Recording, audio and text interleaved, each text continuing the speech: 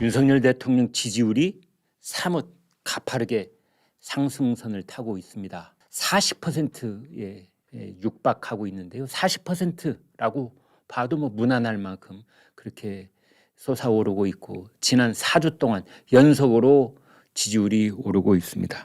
리얼미터가 미디어 트리뷴의 의뢰로 조사한 바에 따르면 지난주 일주일 내내 조사했습니다. 지난주 월요일에서 금요일까지 닷새 동안 전국 유권자 2,504명, 꽤 많은 유권자들을 대상으로 조사를 한 건데요.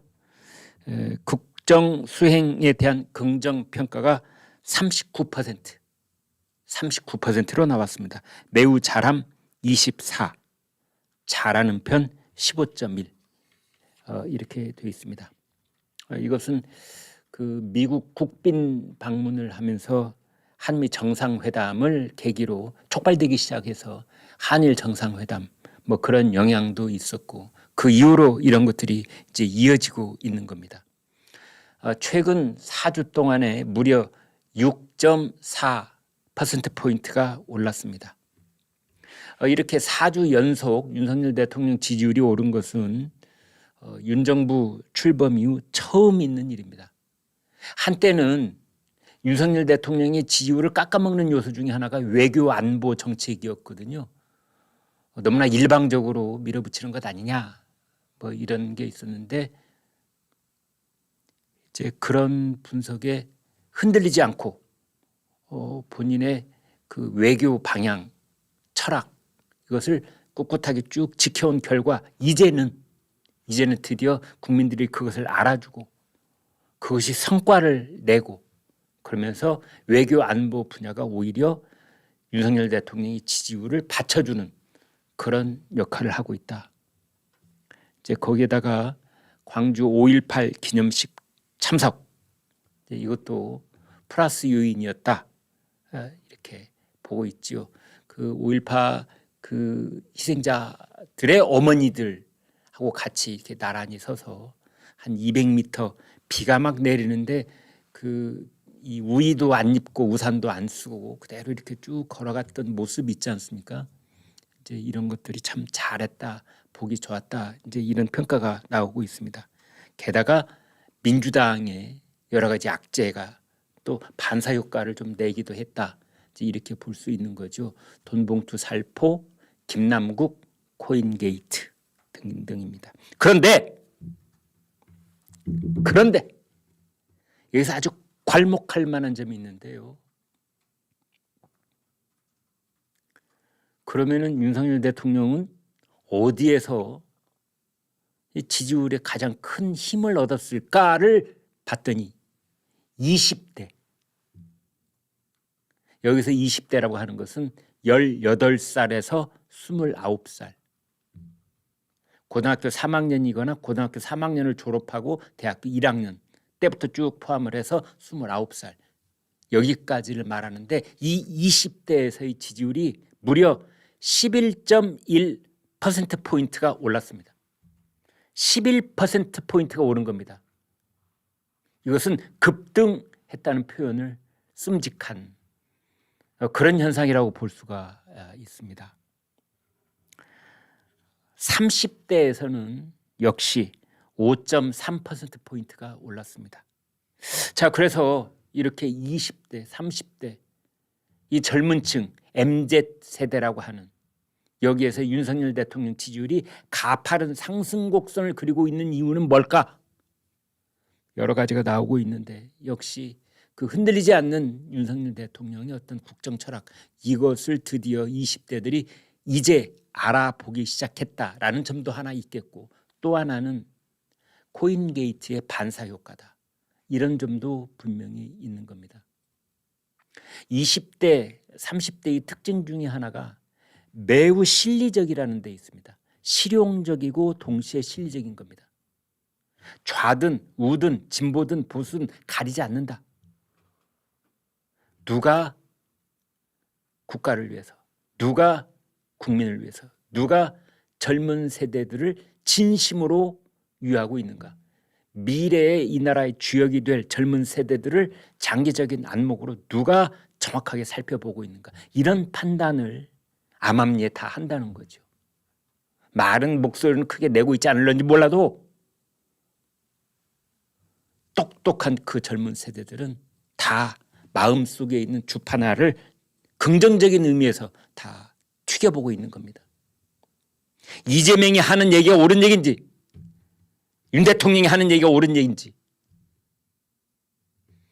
모를 리가 없는 거죠. 뭐 이렇게 퍼주게 하고 저렇게 퍼주게 하고 우선 먹기에는 꽃감이 달다고 그냥 막 입에다 넣어주는 것들, 단기적으로는 효과가 있는지 몰라도 지혜로운 젊은이들 같은 경우에는 다 알아보는 겁니다.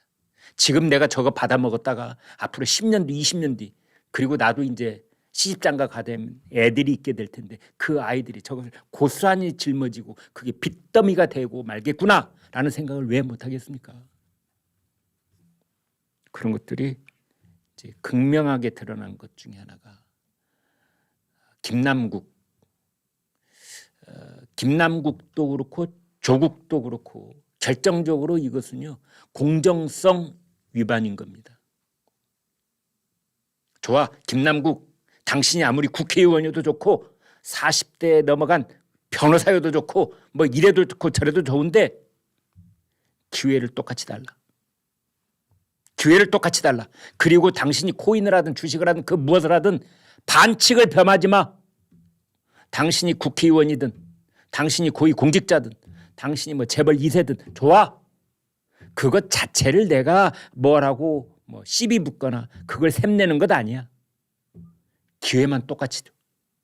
그리고 똑같은 기회를 갖고 운동장에 모인 선수들이라면 똑같은 룰을 적용하라고.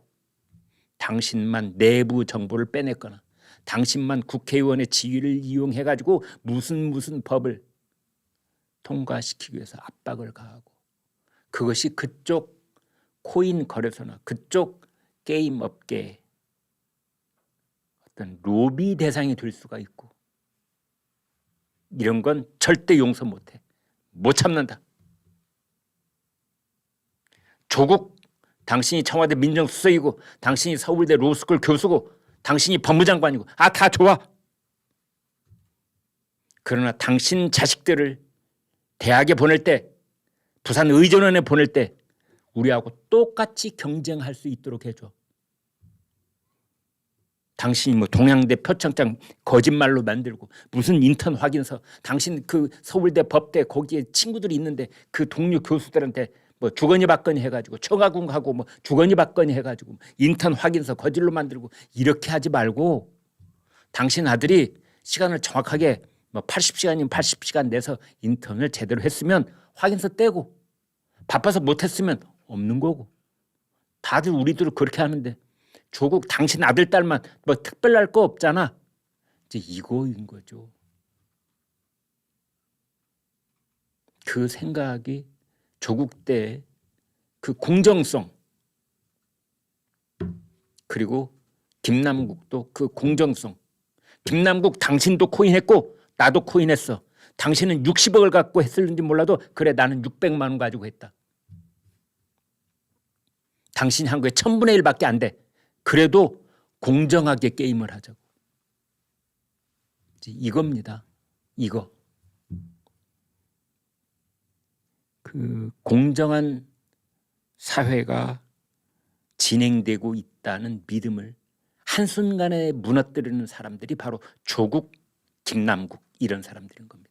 더불어민주당 지지율은 42.4, 국민의힘은 38.5. 국민의힘은 전주에 비해서, 앞선 주에 비해서 2.2포인트 상승을 했고 민주당은 4.6포인트 하락을 했습니다. 민주당의 하락폭은 윤석열 정부 출범 이래 가장 큰 폭으로 떨어졌습니다. 당연하지요. 당연하지요. 돈봉투 살포, 이재명 대표의 사법 리스크, 거기다가 코인 게이트,